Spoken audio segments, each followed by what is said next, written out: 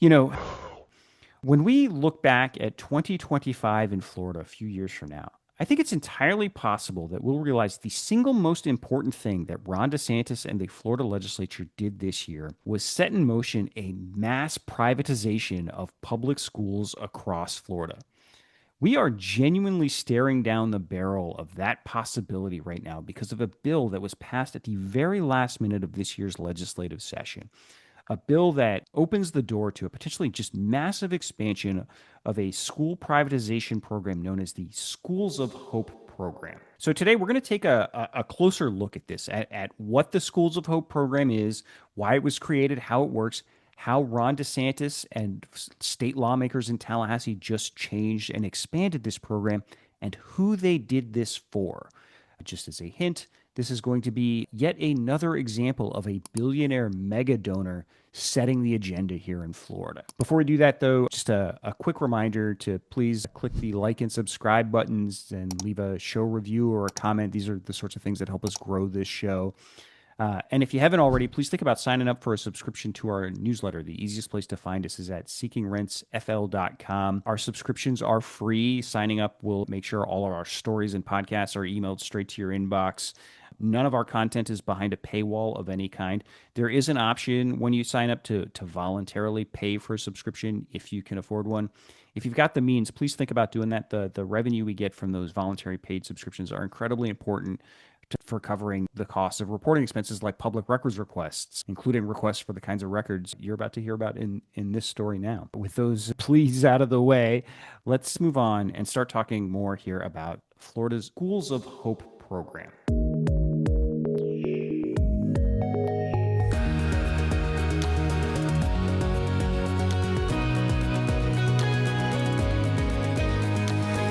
Hello, and welcome to Seeking Rents, the podcast. I'm your host, Jason Garcia. I am the publisher of Seeking Rents, which is a newsletter in Florida about state politics, but with a particular focus on the ways that big businesses and other special interests influence public policy in this state.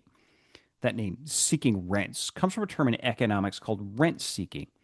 And rent seeking is what's happening when someone with lots of wealth and influence, like a big business or a billionaire, uses their wealth and influence to get laws changed in their favor in a way that allows them to capture even more wealth and influence for themselves, usually at the expense of someone else. So, what is the Schools of Hope program? This was launched in 2017, and it was initially pitched as a way to bring high performing charter school systems into some of the lowest performing school zones in Florida. It was pitched as a lifeline for families whose kids were essentially trapped in chronically failing traditional public schools simply because of where they lived. That was their local school, and they had no other option. And sort of basically the way the Schools of Hope program works is that a charter school system, and a charter school, for those of you who don't know, a charter school is a public school managed by a private entity. So it's essentially a privatized public school. The school itself tends to be managed by a nonprofit, but these what we have found over the years as charter schools have proliferated, these nonprofits often have pretty lucrative contracts like management agreements, leases, these kinds of deals with for-profit companies, often involving some of the same folks involved in either managing the school or making the decisions around the use of charter schools. So anyway, the Schools of Hope program basically offers charter school networks that get approved by state officials. These are supposed to be like the best of the best charter school networks. If they then agree to open up a new school near what is known as a persistently low performing public school, so roughly, generally speaking, within 5 miles of a persistently low performing public school, they can qualify for all sorts of advantages. The biggest one is they get multi-million dollars in subsidies. These are cash grants and low interest loans to help with construction. Plus, they get to bypass a lot of the traditional approval processes for charter schools. The ability of your locally elected school board to have any control over a School of Hope is severely limited. And so the idea here is you're theoretically trying to entice these charter school companies or networks to open up schools near your very worst, your most chronically struggling public schools. And again, the goal was always pitched as like you're creating an alternative for kids who are otherwise just would be stuck in these really struggling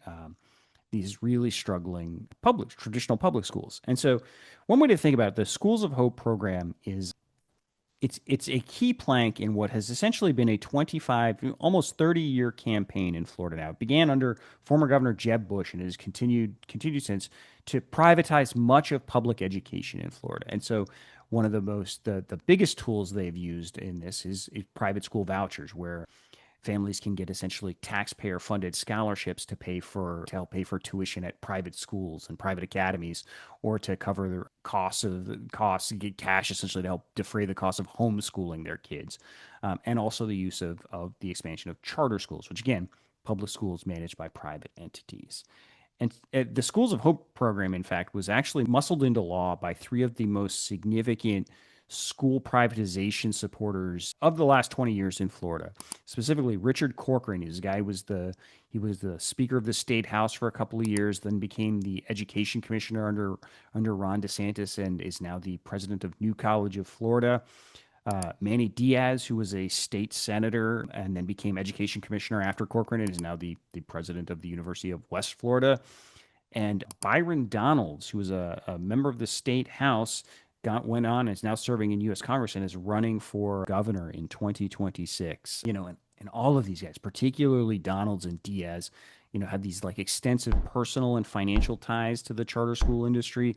The Florida Bulldog, a watchdog outlet I believe they're in South Florida, has been doing some really interesting work looking at revealing some of Donalds' specific ties to financial ties to the charter school industry. The Schools of Hope program has been so important to Florida Republicans that they have poured more than $300 million of taxpayer money to this program since its inception back in 2017. And again, remember, this is money on top of just the sort of regular public money that a public school gets. So a charter school is, again, privatized public school. It would be getting sort of like baseline funding to operate the school, just like any traditional public school.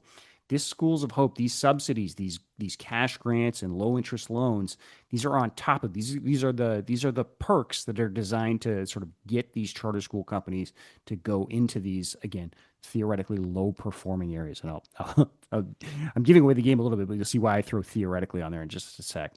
And to give you an idea of how much this is a year, I went through vendor records not too long ago, and they show that just last year the state paid out about $26 million in taxpayer money through the Schools of Hope program, again, just last year. And most of that money was split between 5 charter school groups that between them operate a dozen schools around the state that have been opened through the Schools of Hope program. Now, one thing to note is these aren't necessarily better performing schools, which is, again, the whole idea behind throwing all these extra subsidies and perks at these things. Florida's initial School of Hope, the inspiration for the whole program, was in Jefferson County, one of the state's smallest and poorest school districts, where the state of Florida essentially privatized the entire school district. And that whole experiment collapsed in both in failure, but also like really gross scandal. There was yet another contracting scandal that Richard Corcoran was very close to. Again, I'll throw a couple of stories into the show notes about that as well. It's going to be one of the grosser collections of links in the show notes in a while, probably. But even beyond that sort of like sordid example in Jefferson County, 8 years in now, or almost a decade in now, as I mentioned, there's about a dozen Schools of Hope operating right now. 2/3 of them, 8 of them, earned C or D grades last year. So these are not necessarily like the elite academy alternatives that we were being pitched here, and which would justify putting $300 million in sort of extra subsidies into these particular schools. And that's the grades. I pulled that from an opinion column I saw in the Orlando Sentinel by an advocacy group called, I think it was EduVoter Action Network. I'll throw a link to that column as well, so you can read that if you want to get more detail. But despite sort of like, I think you would charitably say the middling results of the Schools of Hope program so far, it is now poised for a potentially massive expansion and into places far beyond just a few struggling school zones around the state. And that's the result of this law that we're talking about today, that Ron DeSantis and the Florida legislature passed just at the very end of this year's legislative session, which, as you remember, dragged on for like 45 days longer than it was supposed to. and this school stuff got slipped into just a budget bill at the last minute. This, boy, a recurring theme of a lot of the things we've been talking about lately, just all these massive policy or controversial policy issues getting like negotiated in secret and stuck into the state budget, essentially. But the reason, what this new law does is it essentially rewrites the rules, or it does a bunch of things, but one of the most significant things is it rewrites the rules around what public schools qualify as persistently low performing. Remember, the way the Schools of Hope program works is you have to open up the charter company has to open up a new school near a persistently low performing school in order to qualify for all these extra subsidies and other perks that help advantage that school. And so this new definition of persistently low performing is like created a huge new number of potential locations for Schools of Hope operators, including school zones where the school is actually the traditional public school is actually doing very well. So in fact, just a couple of weeks ago, I think this was in late August, the Florida Department of Education released its latest list of persistently low performance. So basically, the traditional public schools around the state that meet this new definition of persistently low performing and thus become like essentially targets for charter networks that want to open up a school and still qualify for all these subsidies and bypass local control and all that stuff. There were 267 schools on the new list. That is more than 5 times as many as were on the list before this new law went into effect and changed the definition of persistently low performing. So it's 2 years ago, before this new law went into effect, there were 51 persistently low performing public schools around the state. Now there are 267. And what's crazy about this is this includes, again, a bunch of schools that are actually doing very well by the state's own metrics. There are a dozen A-rated schools in Florida now that the state of Florida has also deemed persistently low performing. There are like 3 dozen schools with B grades that are now considered persistently low performing for the purposes of this Schools of Hope program. And this, by the way, is not nearly the extent of the changes in this bill. The new law also allows a charter network to open a School of Hope further from the persistently low performing school whose students it's allegedly supposed to be serving. So I think I mentioned this earlier, but like roughly speaking, under the current rules, you're supposed to be within a 5-mile radius of the persistently low performing school that you're supposed to serve. That's out the window now. This new law sets in motion a mechanism by which a charter school operator can put a School of Hope almost anywhere if it can make the case that there's not adequate space or capacity, there's not an adequate site within the 5-mile radius. This basically makes it possible to put a School of Hope even in like affluent areas. More significantly, I think the law even actually makes it possible that for a School of Hope to open up that doesn't serve any students at all from a persistently low performing school. It can open up in certain places and not have to have any kids being pulled from one of these, again, these allegedly chronically failing public schools that these are supposed to be alternatives to. And on top of that, the bill also forces school districts to let charter networks open up a School of Hope within an existing and operating traditional public school if the building is not at full capacity already. And at the same time as it sort of forces you to allow a charter school within the existing public school, it also prohibits the traditional public school or the school district from charging any rent for this. So it's essentially allowing school operators, Schools of Hope operators, to operate operate within a public school building for free, for rent free. And so that is a lot right there. And the thing that was most interesting about this school privatization legislation is it was clearly a top priority this past session for Republican leaders in Tallahassee, including both Governor Ron DeSantis and House Speaker Danny Perez, a Republican from Miami. These guys made sure to get this legislation passed, even as they were clashing over dozens of other issues in like what became, as I mentioned, a dysfunctional legislative session that took more than a month longer to finish up than it should. Tons of issues that were important to both Perez and DeSantis and Senate President Ben Alberton. Tons. A number of issues that were important to all 3 of these guys ended up collapsing because of this chaos and the fighting. But the schools of hope legislation, they made sure to get done. And they cared so much about this on the very last night of the regular session. This was like something like 9 o'clock, 8 o'clock at night. They were still desperately trying to find a way to pass this schools of hope legislation before they like went home for an extended period to sort of like stew over the budget. And when that didn't happen, like I mentioned, they extended the session. They were the only thing they were supposed to be doing was the budget. They resurrected this schools of hope legislation and stuck it into a budget bill and claimed it was part of the budget. So they really wanted it to get passed. And in fact, one of the things that jumped out at me is after once the session was finally done, the budget had passed and this bill had passed, Ron DeSantis sort of personally started claiming credit for this, even though, to my knowledge, I hadn't seen him talk about this anywhere during session.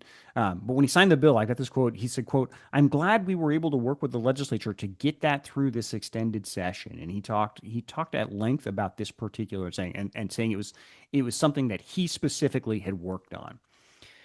And if you're wondering sort of why Republicans leaders in Tallahassee might have cared so much about this, well, it turns out that they were doing this at least in part at the behest of two particular interests. Ken Griffin, the billionaire hedge fund manager, the guy behind Citadel, a guy with a net worth of roughly $50 billion. I believe he is technically the second wealthiest person in Florida at this point, and by far the largest campaign contributor. More on that in a second. And Success Academy, a charter school, a prominent and very polarizing charter school system in New York City. Records that I got through a public records request. So a bunch of emails show that lobbyists for Ken Griffin and Success Academy were engaged in an extensive behind-the-scenes lobbying campaign for this Schools of Hope privatization legislation. Just to give you an example. So these records show, for instance, that lobbyists for Griffin and Success Academy worked with Jennifer Kennedy, one of the most powerful legislators in the state house. She's an incoming future speaker of the state house who's currently chaired the top education committee chairperson in the state house. They worked with her on this legislation. They also arranged meetings with Senate President Ben Albritton to discuss this proposal and then worked with some of his top policy advisors on it. Success Academy lobbyists even wrote one of the initial drafts of this legislation. We've actually got the email where they send the language in for legislators to turn around and file in their own name. So that Ken Griffin's lobbyists were like gathering intel and data and sort of arranging meetings and that sort of thing.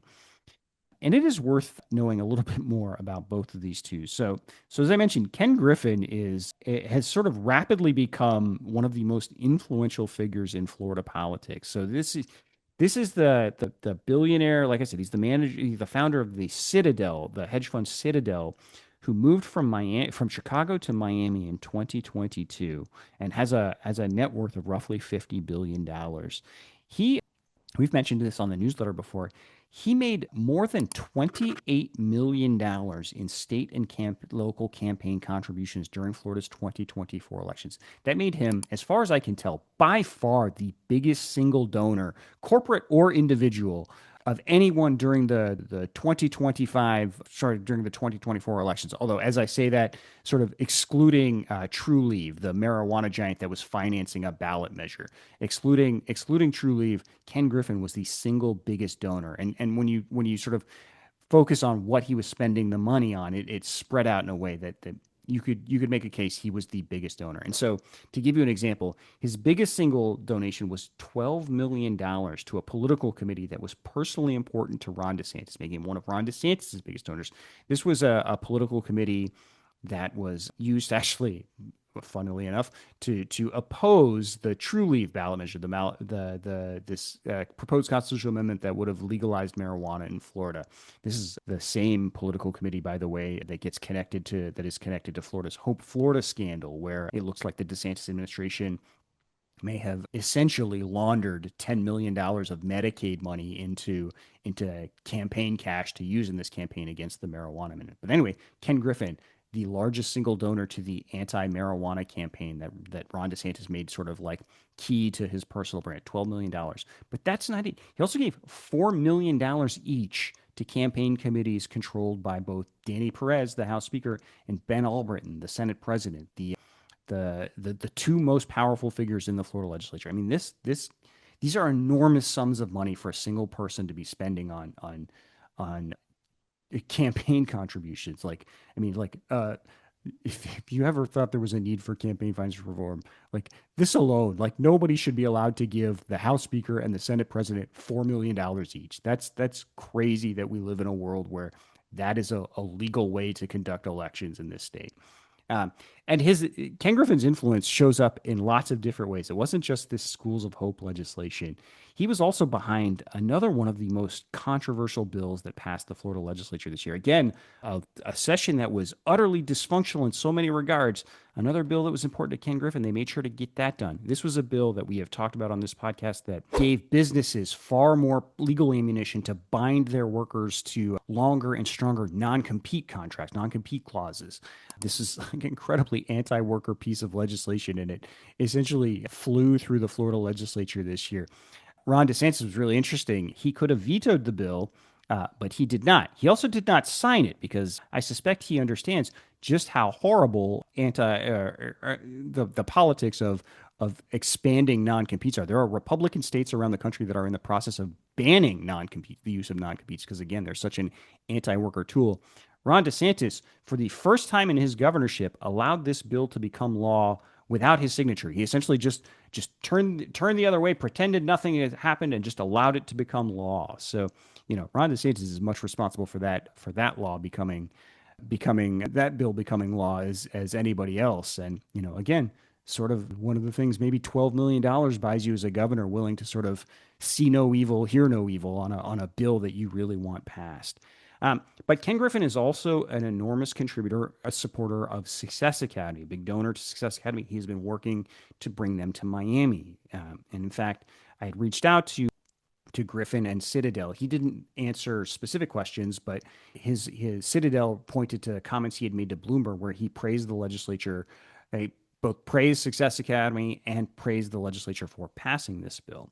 And so that brings us to Success Academy. So what is very clear about this Schools of Hope expansion is this is designed to help Success Academy come to Florida and expand in Florida. Again, the initial draft of this bill was literally written by Success Academy's lobbyists. And as I mentioned, Success Academy they are very prominent, but they are super polarizing. It is known for serving really like low income, lots of minorities, black and brown students in New York, and churning out like producing some like really genuinely impressive test scores, graduation rates, college acceptance rates. Like on that, by those metrics, incredibly impressive. I think even their critics will acknowledge the scores they are producing are very good, but the tactics they use to get there are really are the sorts of things that like an actual public school can't do. And what I mean by that is they essentially, and I'll throw some links into the show notes so you can see what I'm basing this on, but they essentially cherry pick the families they're willing to teach by setting like really tough requirements of parents and stuff and around parent engagement in a way that like dissuades parents that do not have the means or the capacity to be super engaged in sorts of things, that dissuades them from enrolling in their schools. And they do have a documented history of trying and often succeeding at pushing out kids with behavioral problems, basically weeding out the toughest kids so that those kids aren't like dragging down their scores and stuff. Again, the sorts of things that a traditional public school absolutely cannot do. Success Academy has over and over denied that it like cherry picks kids or anything like that. But the examples that you can find just reading about them are legion. One of the tactics, the New York Times once found like a list of like got to go students that like school administrators were putting together. There have been examples of like essentially using the strategy of like calling parents into meetings every week and excessive amounts of meetings and stuff to just sort of like frustrate parents out into like pulling their kids out, calling like 911 on kids in schools when they're acting out in ways that again just create essentially drive problem kids out of their schools. And so that kind of puts the genuinely impressive test scores they're churning out in a much different context. They're doing, again, the sorts of things that we would never tolerate from our traditional public schools.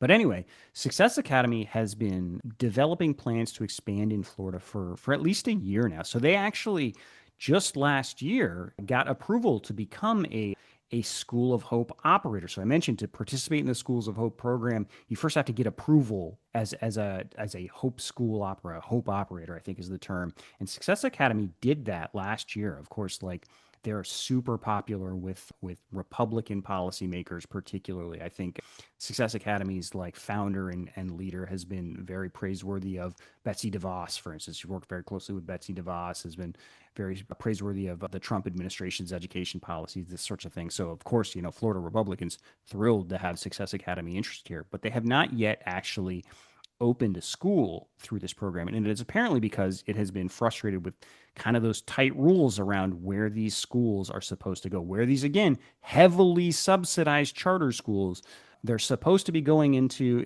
areas serving like the worst of the most chronically failing public schools. Success Academy has been frustrated with the limits on where it can put schools and still get these subsidies. And so, one of the records that came up in this records request were talking points that Schools of Hope lobbyists were sending to legislators who were sponsoring its legislation, or getting, for them to read in during debates as if as if the legislators' own thoughts. And so in these talking points, they talked about how that because of the current rules, like, quote, some of the highest performing charter schools are still not choosing to come to Florida.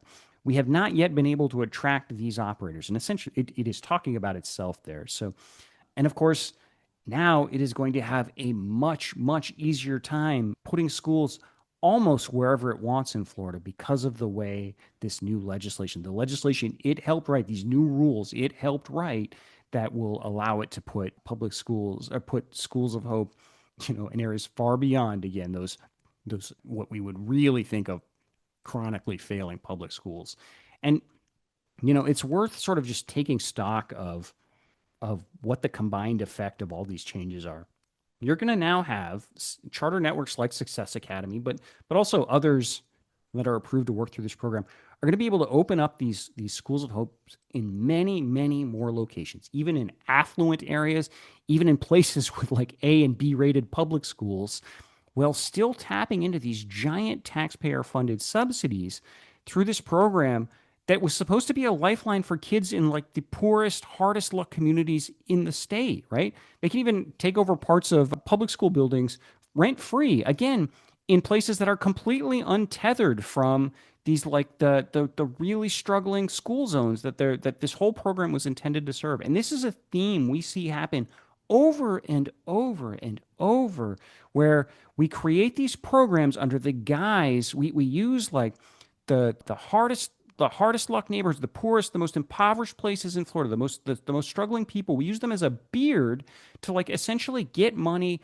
to interests that are not actually going to help them in any way. I'm thinking here, for instance, we've talked about this on the podcast before. Florida has this tax break on the books called the Urban High Crime Area Tax Credit Program. This was created in the mid '90s. It was created specifically to help draw investment to the poorest, most impoverished, most crime plagued communities across the state. That was the whole point. It exists. All this program does today is provide a continuing subsidy to Universal Studios, the giant theme park company. It is more than half the money ever awarded through this urban high crime area program has gone to Universal and its hotel affiliate. And legislators know about this, right? This has been in the news over and over and over again. And they all talk a big game about, oh, that's unacceptable. We're going to do something about it. And lo and behold, they never do it. They take a bunch of, they take hundreds of thousands of dollars, millions of dollars when you add up the years of free tickets and free hotel rooms and free food and drink from Universal. And they go party at Universal with lobbyists and pretend that they're there to learn about Universal's business. And then lo and behold, they go back to Tallahassee and that urban high crime tax break just sort of stays on the books. And Universal continues tapping into this program that, again, that we passed. We used like poor communities as a beard to do it. And that is the danger of what is about to what could happen through the Schools of Hope program. This idea that we were helping failure factories is now going to lead to like potentially Success Academy opening up heavily subsidized schools in like some of the most affluent areas of Miami, and all because like apparently it would, by all accounts, all because like a billionaire mega donor, the biggest individual donor in Florida, because he likes Success Academy and wants more of their schools in this state.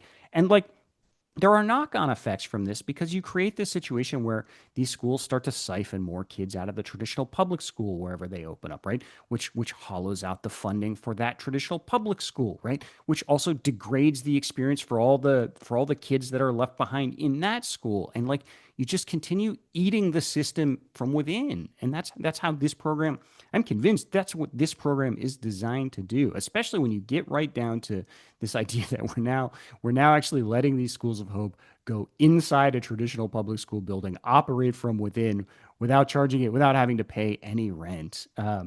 It is just like, yeah, it is. It's this analogy gets overused. I think I'm guilty of overusing it, but like, man, this has all the hallmarkings of a Trojan horse that was passed at the behest of a billionaire here. So this this is still playing out, right? So the state board of education is in the middle of drafting new rules to implement this stuff. But like I said at the start of this podcast, I think there's a very good chance we're going to look back and think this was a few years from now. We're like, holy cow, this was. I can't believe they did this, and I can't believe they did it with at the very last minute of a legislative session through a budget in the most like opaque, transparent way possible. And just to be clear too, by the way, that I don't think the lobbying blitz for this stuff is over yet. Um, these records that we got through the public records request also showed that Success Academy wants an enormous infusion of taxpayer money above and beyond the sort of the existing subsidies you could get through the School of Hope program. So like the existing cash grants and low interest loans and all the red tape that gets cut out of your way when you get to open a school through this program, that is not enough. So in one funding document that Lobbyists for Success Academy sent to legislators and legislative staffers this past session, Success Academy proposed, I've got it down, roughly $50 million. It suggested it wanted roughly $50 million over just the next few years to cover the startup costs for 9 new schools. But then it wanted a permanent subsidy on top of that, a bonus of as much as $5,000 per kid per year, basically an extra $5,000 in perpetuity for every single student it serves. Again, above and beyond just the funding it would get as a public school, right? Because again, charter schools, public schools managed by private entities. So this Schools of Hope funding issue will be probably something to watch again when the Florida legislature returns for its next legislative session, which, believe it or not, they're starting to gear up for now. I think the first committee weeks in preparation for the 2026 session, I believe they start later this month. So the circus is coming back to town, folks. Okay, I think we'll leave it there. Just as a reminder, if you can, click like and subscribe, leave a show review or comment or two.